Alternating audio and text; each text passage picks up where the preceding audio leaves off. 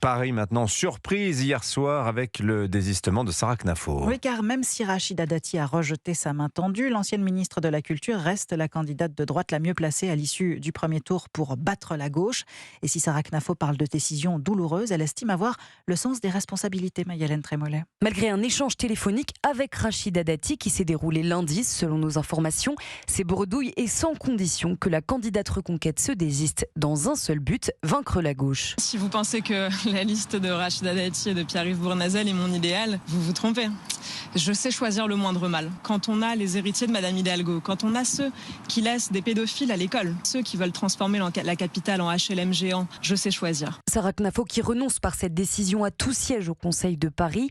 Néanmoins, elle est gagnante dans tous les cas sur un soutien pour qui le véritable enjeu de cette campagne était d'acquérir une notoriété et une influence à droite. Et puis elle est solide, explique un cadre qui dénonce par contraste les magouilles pour des postes d'autres candidats partout en France et qui veut croire à une victoire de Rachida Dati dimanche grâce au cumul des voix de Pierre-Yves Bournazel et Sarah Knafo, démontrant ainsi le poids de Reconquête sur l'échiquier politique. Maï-Hélène Trémollet.